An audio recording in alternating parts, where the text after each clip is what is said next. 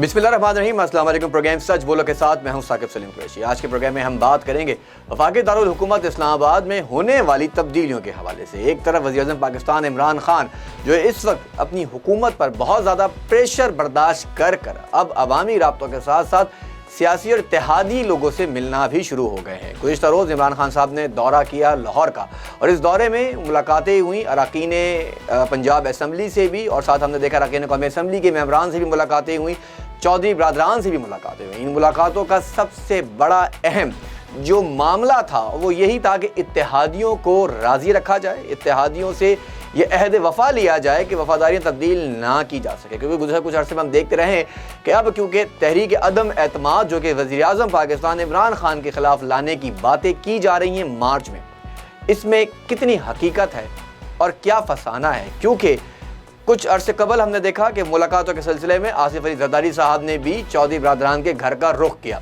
ये वही चौधरी बरादरान हैं जिन्हें पहले काफ से कातिल कहा गया, और फिर उसके बाद शहबाज शरीफ साहब को भी हमने देखा कि उन्होंने मुलाकातें की चौधरी बरादरान से जिनकी साइकिल पंक्चर करने के दावे करते जाते रहे। अब सियासत एक नया मोड़, एक नया रुख इख्तियार करता जा रहा है, क्योंकि इमरान खान साहब भी जो कल तक अपने इत्तेहादियों को राज़ी रखे हुए थे, फिर उनके साथ बीच में कुछ नाराज़गी भी हुई और अब मुतालबात की सियासत शुरू हो गई है। एक तरफ सियासी अरकान का यह दावा कि हम कौमी मफाद के खातिर, अवाम के मफाद के खातिर कोई बेहतर फ़ैसला करेंगे, दूसरी जानिब डीलों का सिलसिला शुरू हो चुका है। यानी पार्लिमान में एक बार फिर जो पार्लिमान की जिसे हम कहते हैं जमहूरियत है, उसको बचाने के लिए, हुकूमत बचाने के लिए इत्तेहादी डील की तरफ जा रहे हैं। कहीं से आवाज़ें आ रही हैं कि वज़ीर आला का ओहदा दिया जाए, कहीं से आवाज़ें हैं कि वज़ीर आज़म के हम मनसब के लिए फ़लाना शख्स को जो है वो मुंतखब किया जाए। लेकिन इमरान खान साहब तमाम डीलों से हट कर जो चीज़ लोगों के पास लेकर जा रहे हैं वो यकीनी तौर पर इत्तेहादियों के लिए कोई नए वादे हैं। MQM पाकिस्तान पहले ही इमरान खान साहब से नाराज़ नज़र आई है कराची बजट को लेकर, क्योंकि बजट अभी तक जारी नहीं किया गया जितना जारी करने के दावे किए गए थे। ग्रीन लाइन मनसूबा अपनी जगह पर है। आखिर हो क्या रहा है? क्या वफ़ादारियाँ तब्दील होने का मौसम शुरू हो चुका है? वफ़ादारियाँ तब्दील हो रही हैं। दूसरी जने पाकिस्तान पीपल्स पार्टी के चेयरमैन बिलावल भुट्टो ज़रदारी इस वक्त सड़कों पर हैं और उनका काफ़िला इस्लामाबाद की जानिब रवा दवा है। इमरान खान की हुकूमत आइंदा चंद हफ्ते कितनी मुश्किलात से दो चार हो सकती है, इन सब पर बात करने के लिए मेरे साथ मौजूद है पाकिस्तान तहरीक इंसाफ के सीनियर रहनुमा और रुकन कौमी असम्बली रियाज सतियाना साहब। रियाज साहब बहुत शुक्रिया आपका। रियाज साहब फरमाइएगा, सबसे पहले तो वफादारियाँ तब्दील करने की बातें हो रही हैं, तो पहला क्वेश्चन सीधा आपकी तरफ आता है, क्योंकि गुज़श्ता रोज़ पहले हमने देखा भी है कि कुछ खबरें ऐसी मार्केट में गर्दिश करती रही हैं और इस्लामाबाद के कुछ अहम इदारों में भी इसका जिक्र होता रहा है सियासी हलकों में कि रियाज सतियाना साहब शायद तहरीक इंसाफ से कुछ नाराज़ हैं इमरान खान साहब से, और अपनी जमात छोड़कर एक बार फिर अपने अहद वफा को तब्दील करने के लिए कोशिश कर रहे हैं कि शायद वो पाकिस्तान तहरीक इंसाफ को छोड़कर किसी जमात का हिस्सा बन जाए, वफादारी तब्दील हो जाए। वज़ीर-ए-आज़म पाकिस्तान इमरान खान के ख़िलाफ़ जो अदम एतमाद की तहरीक आ रही है, जिसके दावे किए जा रहे हैं, तो क्या आप इमरान खान के ख़िलाफ़ जो अदम एतमाद तहरीक आ रही है उसका हिस्सा बनेंगे? बताइएगा। और क्या यकीनी तौर पर जो खबरें हैं इसमें कितनी सदाकत है, क्या सच है? क्या आप तहरीक इंसाफ को खैरबाद कह रहे हैं? साकिब सलीम साहब, गुजारिश ये है कि मुझे तो PTI में कोई प्रॉब्लम नहीं है। नंबर 2, मैं एक रवायती इखलाकी कदरों वाला आदमी हूँ और कोई ऐसा अनएथिकल काम नहीं करता जो कि जिसके लिए मेरे ज़मीर पे बोझ बन जाए। तो मैं बेशक, मेरी फैमिली 9वीं दफ़ा और मैं 6वीं दफ़ा खुद कौमी असम्बली में और सूबाई असम्बली में इलेक्शन लड़ता आया हूँ, लड़ा हूँ, आज़ाद हैसियत से जीतता आया हूँ। तो नंबर 1, आइनी तौर पर मैं वज़ीर-ए-आज़म के ख़िलाफ़ अदम एतमाद में वोट नहीं डाल सकता, और मैं कोई गैर आइनी कदम कर उठाने को तैयार नहीं हूँ जिसकी आइन परमिट नहीं करता। आइन सबसे बड़ी मोतबर और हमारी दस्तावेज़ है जिसको हमें फॉलो करना है, क्योंकि मैंने ओथ है कौमी असम्बली में। दूसरा, एथिक्स और वैल्यूज़ हैं, ये पॉलिटिक्स में अगर जहाँ नहीं है तो पॉलिटिक्स नहीं है, वो तो ऐसे ही फ्रॉड है। तो एथिक्स और वैल्यूज़ कहते हैं कि अगर मैंने PTI के टिकट पर इलेक्शन लड़ा है, जब तक ये असम्बली डिज़ोल्व नहीं होती मैं इस पार्टी को ना छोड़ सकता हूँ, ना छोड़ना चाहिए, ना वज़ीर-ए-आज़म के से کو ڈکلیئر کرنی چاہیے. مختصر جواب یہ. ریاض صاحب فرمائیے گا، جو بات آپ کہہ رہے ہیں ٹھیک ہے، اگر اس پہ صداقت نہیں ہے، آپ نے کلیئرفیکیشن دے دیا کہ آپ پارٹی سے مستعفی نہیں ہو رہے ہیں، پارٹی کو چھوڑ نہیں رہے، اور آپ پاکستان تحریک انصاف کا جو آئین ہے، جو پارٹی کا آئین ہے، آپ اس کی فداری کا آپ نے حلف لیا ہوا ہے اور آپ یقینی طور پر اپنا ٹینیور پورا کریں گے اس پارٹی کے ساتھ. اب ذرا فرمائیے گا، کیونکہ سیاست میں بھی بڑی گہری نظر ہے اس وقت، تمام سیاسی جماعتوں کے تمام اراکین اپنی اپنی پارٹی کو ڈیفینڈ کر رہے ہیں، گویا کہ آپ نے یہ کہہ دیا کہ اب پاکستان تحریک انصاف کا ہی حصہ ہیں اور رہیں گے، اور یقینی طور پر یہ آپ کی طرف سے ایک بڑا اہم کلیئرفیکیشن ہے جس کا آنا بہت ضروری تھا. فرمائیے گا، پاکستان تحریک انصاف کے خلاف گرینڈ الائنس جس کا آپ حصہ نہیں ہیں، ظاہر ہے آپ نے اس کو تردید کر دی ہے، تو پاکستان تحریک انصاف کے خلاف جو گرینڈ الائنس ہے اور اس میں بلاول بھٹو زرداری صاحب جو اس وقت سڑکوں پر ہیں، اپوزیشن جماعتیں اب آنا شروع ہو گئی ہیں، قافلے جاری ہونا شروع ہو گئے ہیں، سب کا رخ اسلام آباد کی جانب ہے.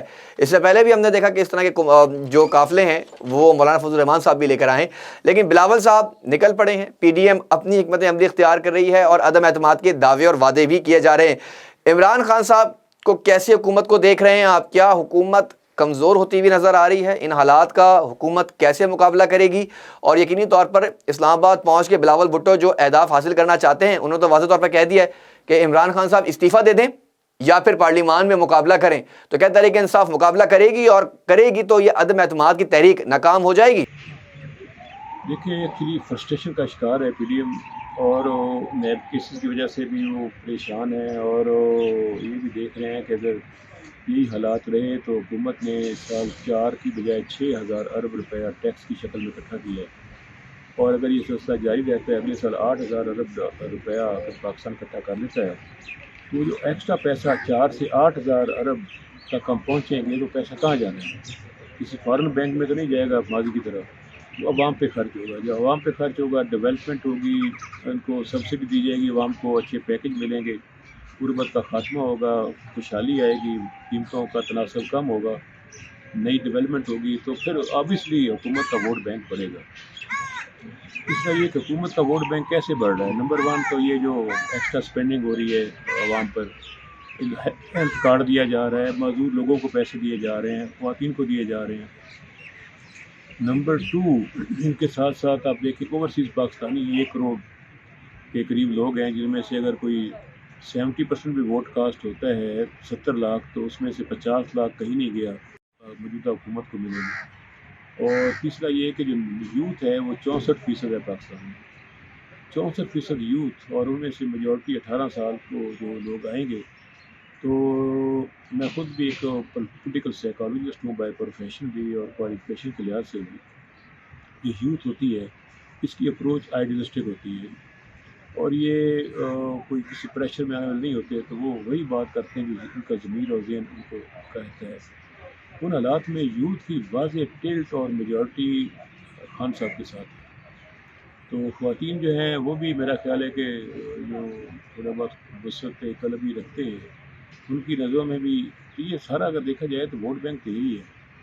اور جہاں تک یہ ہے کہ جی وہ مہنگائی ہوگی، تو مہنگائی ایک نیگیٹو اسپیکٹ موجود ہے، لیکن وہ طوفان کی وجہ سے نہیں ہے، وہ کرونا وائرس کووڈ-19 کووڈ کی وجہ سے اور دنیا بھر میں ہے. اس کے اثرات سے کوئی ملک بھی محفوظ نہیں ہے. لیکن میرا خیال ہے کہ اگلا 1 سال جو آ رہا ہے 2022 ہی جو ہم چلنے جا رہے ہیں، اسی 2022 کے اینڈ تک ملکی حالات میں بہت بہتر دیکھ رہا ہوں، مہنگائی کے لحاظ سے بھی، گورننس کے لحاظ سے بھی، ڈیولپمنٹ کے لحاظ سے بھی، پالیسیز اور ریفارمز کے لحاظ سے بھی. یہی وجہ ہے کہ اپوزیشن جلدی میں ہے کہ کس طرح کے ان کو فارغ کریں اور پھر اسمبلی توڑ کے ہم الیکشن کروائیں. وہ پھر اسمبلی کو برقرار ہی رکھنا چاہتے ہیں. جب ہمیں عوام نے مینڈیٹ دیا ہے 2023 اگست تک، تو اس کو قبل از وقت بھجوانے کا ان کا خواب تو ہو سکتا ہے، لیکن وہ نہ آئین اس کو سپورٹ کرتا ہے نہ سیاست ان کو بیک کرنا چاہیے. ٹھیک ہے فتح صاحب، یہ ساری باتیں تو اپنی جگہ پر ہیں. جس طرح آپ کہہ رہے ہیں کہ ظاہر دعوے ہیں اپوزیشن کی جانب سے، اپوزیشن کامیاب نہیں ہوگی، لیکن خود وزیر اعظم عمران خان صاحب یہ کہہ چکے ہیں کہ آئندہ چند ہفتے، 5 ہفتے کا انہوں نے یہ ایک ٹارگیٹ دیا ہے میکسیمم، کہ آئندہ چند ہفتے انتہائی اہم ہیں، اور مارچ کا مہینہ یقینی طور پر بہت اہم سمجھا جا رہا ہے، اس میں بڑے اہم ڈیولپمنٹس ہونی ہیں. تو وہ خود جب کہہ رہے ہیں کہ آئندہ چند ہفتے بہت اہم ہیں، اگر حکومت ان 5 ہفتوں کا مشکل ترین ہفتے ہیں جنہیں وہ قرار دے رہے ہیں، مقابلہ کر لیتی ہے، کامیاب ہو جاتی ہے، تو پھر آئندہ جو 1.5 سال کی حکومت رہ جاتی ہے اس میں حکومت اپنے تمام اہداف حاصل کر لے گی جو اس کے ٹارگیٹس ہیں. تو عمران خان صاحب تو یقینی طور پر خود تسلیم کر رہے ہیں کہ مشکلات کا وقت شروع ہو چکا ہے اور اپوزیشن اپنی طرف سے دعوے کر رہی ہے جیسا آپ نے بھی کہا ہے. تو پھر آئندہ ہفتوں میں کیا ہونے والا ہے؟ کیا عمران خان صاحب کسی کنفیوژن کا شکار ہیں یا حکومت کو بار بار جو لوگ کہتے رہیں کہ جی سلیکٹڈ حکومت ہے تو اس حکومت کی طرف سے اب کوئی ڈاما ڈول نظر آ رہے ہیں؟ یقیناً طور پر ہو کیا رہا ہے؟ سچ ہے کیا آخر؟ اگر عمران خان صاحب پریشان نہیں ہیں تو اس طرح کا بیان ایک سرپرست کی طرف سے آنا یقینی طور پر اپنے ووٹرز کو پریشان کرتا ہے. اس پر آپ کیا کہیں گے؟ میرا نہیں خیال اگر اعتماد کی تحریک کامیاب ہوگی تو چیئرمین یونین کونسل کو الگ کرنا ہے.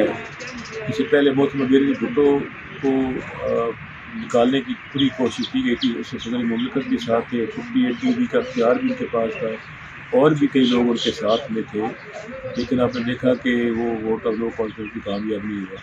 تو میرا نہیں خیال کہ ایسی بھی بات ہے. باقی اگر کسی کوئی بھی ایشو ہو تو آپ یعنی دباؤ تو ہوتا ہے, ہر ایک پر ہوتا ہے, انہونی بات نہیں ہے. اگر دباؤ پر ہیں, دباؤ میں پرائم منسٹر کی, انہونی بات نہیں ہے, نیشنل بات ہے. لیکن ایز سچ جو میں دیکھ رہا ہوں مجھے اس میں کوئی صداقت نظر نہیں آتی کہ حکومت بدل جائے گی. نہیں, لیکن سوری میں آپ کو یہاں پہ انٹرپٹ کر رہا ہوں. آپ نے جیسا کہا کہ مہنگائی کا ذکر آپ نے کیا کہ اپوزیشن جماعت جو مہنگائی کا ایک رونا رو رہے ہیں, اب مہنگائی کو کنٹرول کرنے کے لیے حکومت کام کر رہی ہے اور آپ نے کووڈ-19 کی باتیں بھی آپ کر رہے ہیں, لیکن مہنگائی کا ذکر آپ ہی نے کیا ہے تو ذرا فرمائیے گا یہ مہنگائی کا جن بوتل سے جو باہر ہے اسے حکومت کیسے کنٹرول کرے گی؟ ڈالر کے پرائسز اپنی جگہ پہ بڑھے ہوئے ہیں, عالمی مارکیٹس میں صورتحال تبدیل ہوتی جا رہی ہے, ایک طرف دنیا کے اندر جنگیں شروع ہو چکی ہیں, ہم دیکھ رہے ہیں کہ روس اور یوکرائن جو ہے اس کے درمیان ایک مقابلہ شروع ہو چکا ہے, امریکہ اپنی پابندیاں لگا رہا ہے ہم پر, IMF کی پہلے ہی ریسٹرکشنز بہت زیادہ ہیں, بجلی گیس پیٹرول کی قیمتیں پہلے ہی بڑھی ہوئی تھی. عمران خان صاحب نے یقینی طور پر اپنے جو گزشتہ خطاب انہوں نے کیا ہے اس میں انہوں نے پیٹرول کی قیمتوں میں 10 روپے کی کمی کی ہے. جناب 10 روپے کی کمی, یعنی اگر اس کا موازنہ کیا جائے اب سے 2 مہینے پہلے کا تو پہلے 12 سے 13 روپے کا اضافہ کیا گیا, وہ قیمت 20 روپے تک گئی اور اب 10 روپے کم کر کے ابھی بھی 3 سے 4 روپے اضافی قیمت لی جا رہی ہے, یعنی پرانی قیمت پر بھی پیٹرول واپس نہیں آیا. ٹھیک اسی طرح بجلی کی قیمتوں کی جب ہم بات کرتے ہیں تو بجلی کے نرخوں میں پہلے 6 روپے یونٹ کا اضافہ کیا گیا اور اب 5 روپے یونٹ کم کر دیا, یعنی ابھی بھی 1 روپیہ اضافی قیمت دی جا رہی ہے. ساتھ وزیر اعظم پاکستان عمران خان یہ بھی کہہ رہے ہیں اور بڑی ذمہ داری سے کہہ رہے ہیں کہ جی آئندہ چند مہینوں میں اگلے بجٹ تک قیمتیں مستحکم رہیں گی, اسے بڑھایا نہیں جائے گا.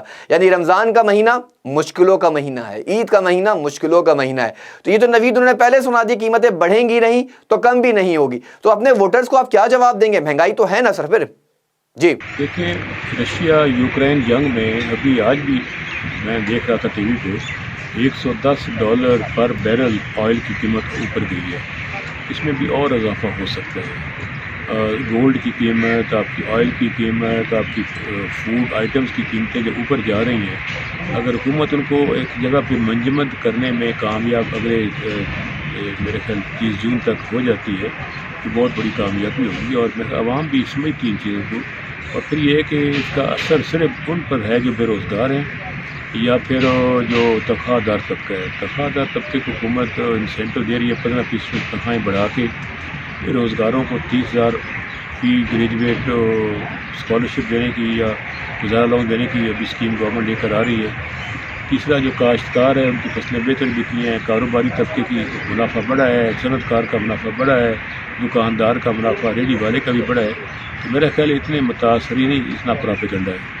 معذرت کے ساتھ یہاں پہ ایک بات بڑی امپورٹنٹ ہے, آپ یہ کہہ رہے ہیں کہ عوام آپ کے ساتھ ہے, لیکن انتخابات کا بگل بج گیا ہے. جیسے آپ خود بار بار کہہ رہے ہیں کہ انتخابات کا بگل بج گیا ہے. کچھ لگ یہی رہا ہے کہ جو عوامی تحریک اور جلسوں کی اس وقت نمائندگی شروع کی گئی ہے, وزیر اعظم پاکستان نے اس کا آغاز کر دیا ہوا ہے. اس کے بعد ہم نے دیکھا بلاول بھٹو اپنا جلسہ لے کے نکل چکے ہیں, اپنا قافلہ لے کے نکل چکے ہیں اسلام آباد کی جانب.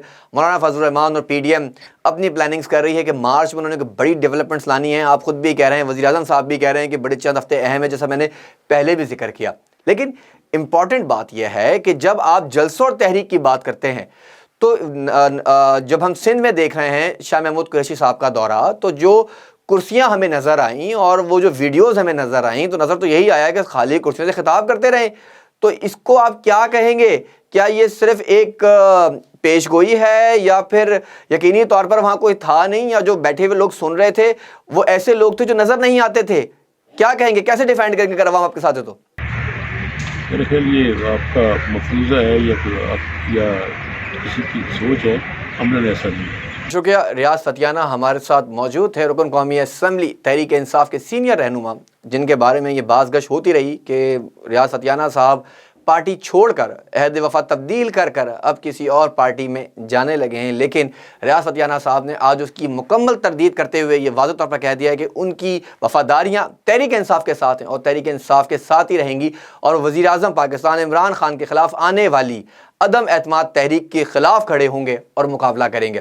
ساتھ آج کے پروگرام میں ہم نے بات کی ہے کہ اپوزیشن جماعتیں جو کہ گرینڈ الائنس اس وقت سڑکوں پہ آ چکا ہے عمران خان صاحب کی حکومت کو ٹف ٹائم دینے کے لیے، کیا وہ کامیاب ہوگا یا نہیں ہوگا، اس پر بھی حکومت اس وقت بہت زیادہ پرسکون نظر آتی ہے، اور اراکین کا یہی کہنا ہے کہ یقینی طور پر ہم مقابلہ کریں گے اور یقینی طور پر اس عدم اعتماد کی تحریک کو اگر لایا جاتا ہے تو ناکام کریں گے۔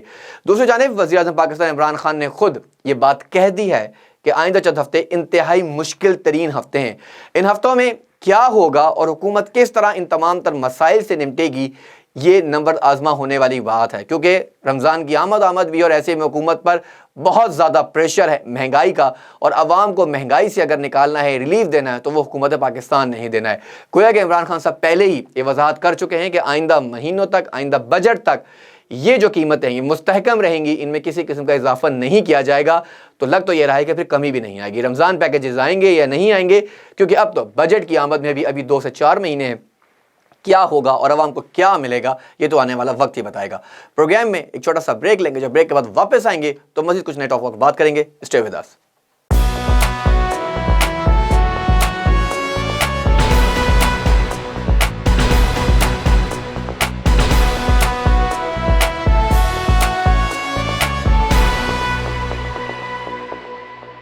Welcome back. اور بریک سے پہلے ہم بات کر رہے تھے پاکستان تحریک انصاف کے رکن قومی اسمبلی ریاض فتیانہ صاحب سے، اور ریاض فتیانہ صاحب نے جیسے پاکستان تحریک انصاف کے وزیر اعظم عمران خان کے عدم اعتماد تحریک کے حوالے سے بڑا دعویٰ کیا ہے کہ اپوزیشن جماعتیں جو اس وقت سڑکوں پر ہیں، پی ڈی ایم کے حوالے سے دعوے کیے ہیں، یقینی طور پر ان کا یہی کہنا ہے کہ عدم اعتماد کی تحریک عمران خان کے خلاف ناکامیاب ہوگی اور نہ اسے ہونے دیں گے۔ مہنگائی کے حوالے سے بھی ان کا یہی کہنا تھا کہ کیونکہ عالمی مارکیٹ میں مہنگائی کا جن پہلے ہی بتل سے باہر ہے، جس کی بنیادی وجہ تحریک انصاف کی حکومت ہمیشہ سے کووڈ-19 یا کورونا کو ہی کہتی رہی ہے۔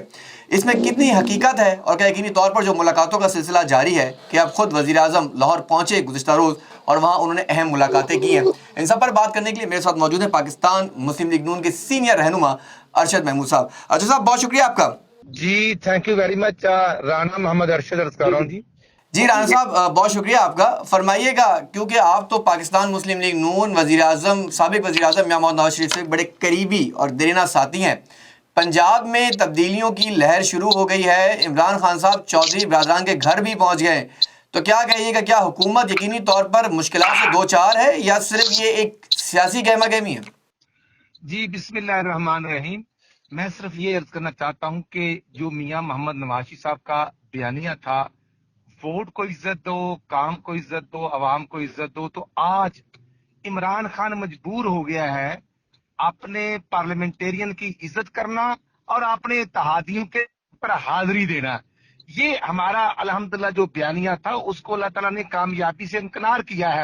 آج ایشو یہ ہے ہمارا 23 مارچ کا جو مہنگائی لانگ مارچ ہے پی ڈی ایم کا، ہمارا ایشو یہ ہے کہ عمران خان نے 2 ہفتے پہلے 12 روپے 3 پیسے پیٹرول مہنگا کیا، اور ہفتے 3 روپے 10 پیسے بجلی مہنگی کی، 3 دن پہلے 5 روپے 94 پیسے بجلی مہنگی کی، 8 روپے 4 پیسے بجلی مہنگی کر کے کل خطبہ دے رہے تھے بادشاہ سلامت کہ 5 روپے بجلی سستی کر دی ہے، 10 روپے پیٹرول کر دیا ہے۔ اس سے بڑا اور قوم کے ساتھ مذاق کیا ہو سکتا ہے؟ مجھے بتائیں، جب 12 روپے 3 پیسے پیٹرول مہنگا ہوا تو پورے پاکستان میں ٹرانسپورٹیشن کے ریٹ بڑھ گئے، ویگن، چنچی، رکشا، ٹرین، ایئر لائنز نے ریٹ بڑھا دیے، تو وہ ریٹ سے ریڈیوس نہیں ہوئے۔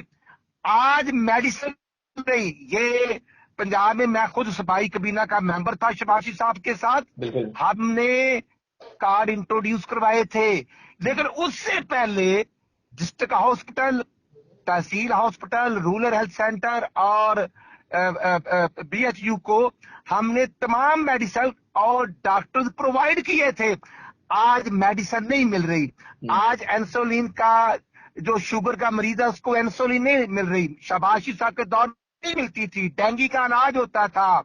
और आप ये देख लें कि कोविड के नाम पे अरबों रुपए के माशाल्लाह अब चीजें एक्सपोज हो रही हैं और इमरान खान हकीकत में एक्सपोज हो चुके हैं। वो फंडिंग केस देख लें कि इन्होंने 27 अकाउंट छपाए हुए थे। अब ये देखना, जब ये चौधरी परवेज लाई साहब को पंजाब का सबसे बड़ा डाकू कहता था और अब उनके दर पर हाजिरी पर मजबूर हुआ, तो पॉइंट इज कि ये खुद यू टर्न लेते लेते PhD इसने कर है, अवाम को परेशान किया है। अब ये आप लिख लें, ये MKM के दर पर भी बहादुराबाद जाएगा और ये तमाम इत्तेहादियों से मिन्नत समाजत कर रहा है। अब इसको जहांगीर तरीन की भी इयादत और खैरियत दरियाफ्त करना मतलूब था। ठीक है। तो जो चीनी स्कैंडल था वो कहाँ पे गया? ठीक है, मैं इस पर भी आता हूँ राणा साहब। आपने बड़ी जबरदस्त बात की क्योंकि आपने दो बड़े अहम वैलिड पॉइंट उठाए। एक तो आपने यही कहा कि जिनको डाकू कहा जा रहा था अब उनकी दहलीज पर जा रहे हैं क्योंकि उनके इत्तेहादी भी हैं। लेकिन अगर तस्वीर का दूसरा रुख देखा जाए तो शहबाज शरीफ साहब भी जरदारी साहब के बारे में इस तरह के अल्फाज इस्तेमाल करते रहे हैं कि मैं सड़कों पर घसीटूंगा, एहतसाब करूंगा। आज वो सब एक छतरी के नीचे, जिसे हम PDM का नाम दे रहे हैं, वो एक दूसरे से मिलकर बतौर इत्तेहाद हुकूमत के खिलाफ इत्तेहाद बना के आगे जा रहे हैं। तो फिर ये बयानिया तब्दील क्यों हो रहा है? नहीं, आप बिल्कुल ठीक कह रहे हैं और मैं आपके पॉइंट को इंडोज करता हूँ। देखना, 25 जुलाई 2018 के इलेक्शन में पीपल पार्टी मौलाना साहब हम एक दूसरे के मुखालिफ इलेक्शन कंटेस्ट किए हैं, लेकिन जब ये इंटरनेशनल धांधला होता है तो उसके नतीजे में हमने असेंबलियों के अंदर ओथ लेने को तरजीह दी।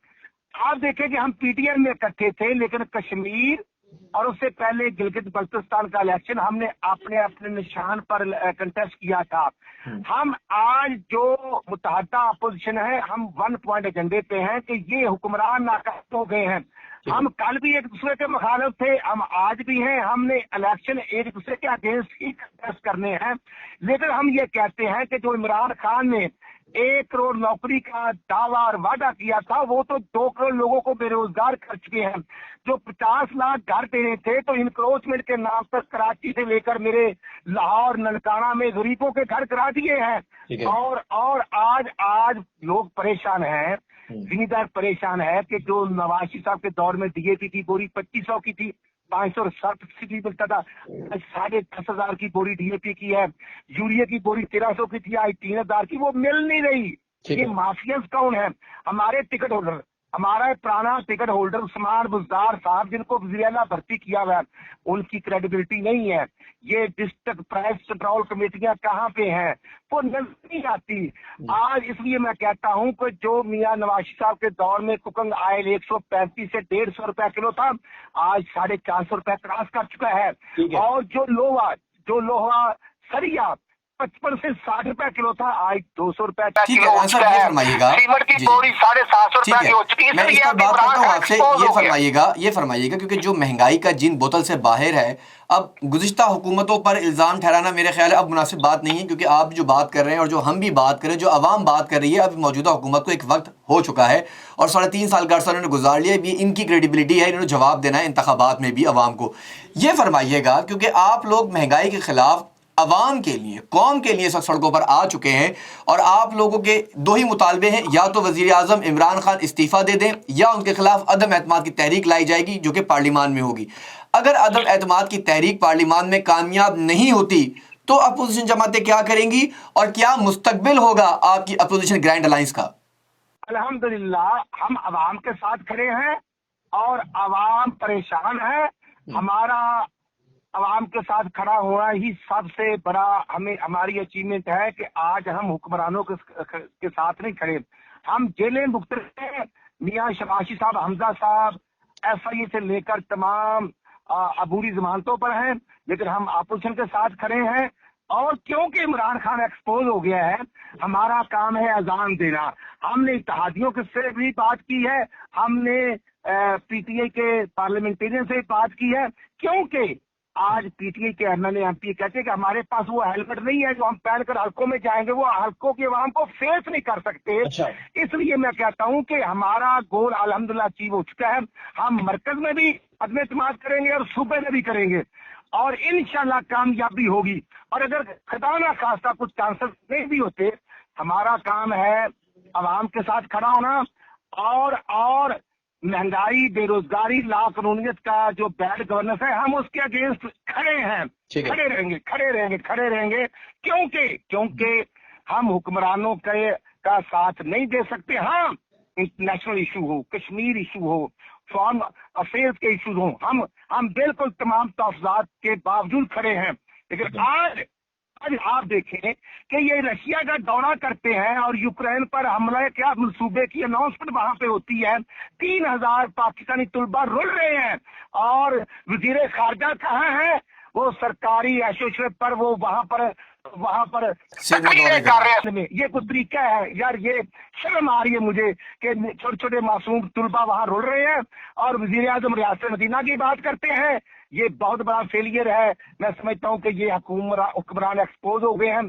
ان کا سندھ میں دھرنا دینا، احتجاجی جلسے ان کا کرنا، یہ کنٹینر سے نہیں اترے۔ اگر یہ کنٹینر سے اترے تو آج حالات مختلف ہوتے ہیں۔ چلیں، ایک آخری سوال رانا میں ارشد صاحب میں آپ سے کرنا چاہوں گا، کیونکہ حکومت کی جب بھی بات کی جاتی ہے، عمران خان کی جب بھی بات کی جاتی ہے، تو اپوزیشن جماعتوں کی جانب سے ایک لفظ آتا ہے جسے کہا جاتا ہے سلیکٹڈ۔ اب آپ کو لگتا ہے کیونکہ آپ کی جو اپوزیشن گرینڈ الائنس ہے، گویا کہ 23 مارچ کو آپ لوگوں نے جلسہ کرنا ہے مہنگائی کے خلاف، اور بلاول بھٹو زرداری اپنا قافلہ لے کے اس وقت اسلام آباد کی جانب رواں دواں ہیں۔ اب اس میں وزیر اعظم اپنی کاوشیں یا ان کے اراکین اپنی کاوشیں کر رہے ہیں، کیا اب بھی آپ کو کسی سلیکٹڈ کا ہاتھ لگتا ہے؟ میں بار بار وہ سوال کر رہا ہوں جو بڑا امپورٹنٹ ہے کہ عدم اعتماد کی تحریک گویا کہ اس وقت دعوے کیے جا رہے ہیں کہ کامیاب نہیں ہوگی، آپ لوگ دعویٰ کرتے ہیں کہ کامیاب ہو جاتی ہے۔ ان دونوں صورتوں میں کیا ناکام ہونے کی صورت میں پھر سلیکٹڈ پر الزام لگایا جائے گا؟ نہیں، ہم الحمدللہ کامیاب ہو چکے ہیں، کیونکہ آج عمران خان اتحادیوں کے بھی در پر ہے۔ آج وہ جن کو 4.25 سال MLAs کو نہیں ملا، آج ان کے بھی مدد کر رہا ہے، ان کو بھی فنڈ دے رہا ہے، اور آج اس کو تھوڑا سا مطلب کہہ سکتے ہیں کہ سلیکٹڈ کا ہاتھ اٹھ گیا ہے، کہہ سکتے ہیں۔ میں سمجھتا ہوں کہ آج اداروں نے محسوس کیا ہے کہ عمران خان کا جو فیلئر ہے یہ اس کی پولیٹیکل گورنمنٹ کا فیلئر ہے، یہ اداروں کا نہیں ہے۔ میں سمجھتا ہوں کہ یہ معاملات جیسے DGISPR صاحب نے بھی چند ہفتے پہلے کہا تھا کہ پولیٹیکل ایکٹیویٹی سے ہمارا کوئی تعلق نہیں، یہ بہت اچھی بات ہے، ہم بھی یہ چاہتے ہیں، ہم فیئر اینڈ فری الیکشن چاہتے ہیں۔ ہم سمجھتے ہیں جو میاں نواز شریف کا بیان ہے کہ جس کو ووٹ کاسٹ ہو اس کے باکس سے ووٹ نکلنا چاہیے، اور حقیقت میں عمران خان جو ہے آج ایکسپوز ہو گیا ہے، اور اس کا ایکسپوز ہونا جو ہے آج وہ گھبراہٹ میں ہے، آج گھبرا چکا ہے۔ اور میں سمجھتا ہوں کہ عمران خان کو آج بھی ہم کہتے ہیں کہ جتنے دن اس کے پاس گورنمنٹ ہے اس کو عوام کی خدمت کرنی چاہیے، اور ایک ایک دن کا ان کو حساب دینا پڑے گا، کیونکہ ہمارا ڈالر 105 سے 182 روپے پر خان صاحب لے کے گئے ہیں۔ اسٹاک ایکسچینج کے 54,000 کے جو انڈیکس تھے اس کو 32,000 یا 40,000 پر یہ لے کے آئے ہیں۔ پاکستان کا روپیہ جو ڈی ویلیو ہوا ہے، جو 45% ڈی ویلیو ہوا ہے، اس کے ذمہ دار عمران خان صاحب ہیں۔ اس لیے میں عرض کرنا چاہتا ہوں کہ ان کو اب ہوش کے ناخن لینے ہوں گے، اور اگر یہ نہیں لیں گے تو پھر میں سمجھتا ہوں کہ عوام کا تو ہاتھ ہوگا اور ان کا گریبان ہوگا۔ ہمیشہ حکمران ذمہ دار ہوتے ہیں، جب ہم تھے تو ہم بھی ذمہ دار تھے۔ ہم نے انرجی کرائسس اور دہشت گردی کے کرائسس کا الحمدللہ مقابلہ کر کے اس کو ختم کیا، اور اس کو ایک محفوظ ملک دیا۔ آج ہماری باؤنڈری محفوظ نہیں ہے، افغانستان سے ہمارے افواج پاکستان کے بیٹے شہید ہوتے ہیں، نوشکی سے شہید ہوتے ہیں، تو یہ منسٹر ڈیفنس کہاں ہے؟ یہ پرائم منسٹر کہاں کھڑے ہیں؟ اداروں کو مضبوط کرنا اور FBR کی کلیکشن جو اس نے کی ہے وہ نظر نہیں آتی۔ 6,500 ارب روپے عوام کی جیب سے نکالا گیا ہے۔ Sale tax, property tax, income tax, agriculture tax, یہ سارے پیسے اکٹھے ہو رہے ہیں، اور پھر 150 روپے، 151-52 روپے آج بھی پیٹرول ہے۔ یہ ساری مہنگائی جو ہے، یہ میں سمجھتا ہوں جتنا پیسہ انکم ہے یہ عمران خان کی ATM مشینیں کھا رہی ہیں، اور حقیقت میں یہی ان کی ناکامی. چلیں بہت شکریہ. رانا ارشد صاحب ہمارے ساتھ موجود ہے، پاکستان مسلم لیگ نون کے سینئر رہنما، پنجاب رکن اسمبلی سابق، جو شہباز شریف صاحب کی ٹیم کا بڑا اہم حصہ رہے اور ہمیشہ سے ہم نے دیکھا کہ پاکستان مسلم لیگ نون کے دیرینہ ساتھی رہے، گویا کہ حالات جیسے بھی رہے لیکن آپ نے مسلم لیگ نون کا ساتھ نہیں چھوڑا. پاکستان مسلم لیگ نون کا اپوزیشن کا اپنا ایک موقف ہے، اپنا ایک اسٹانس ہے، لیکن حقیقت یہی ہے کہ جو دعوے کیے جا رہے ہیں اب اس پر یقینی طور پر عمل درآمد ہونے کا وقت ہوا جاتا ہے. کیا ہوگا، کیا عدم اعتماد کی جو تحریک ہے یہ کامیاب ہوگی یا حکومت اسے ناکام کر پائے گی، یہ تو آنے والا وقت ہی بتائے گا.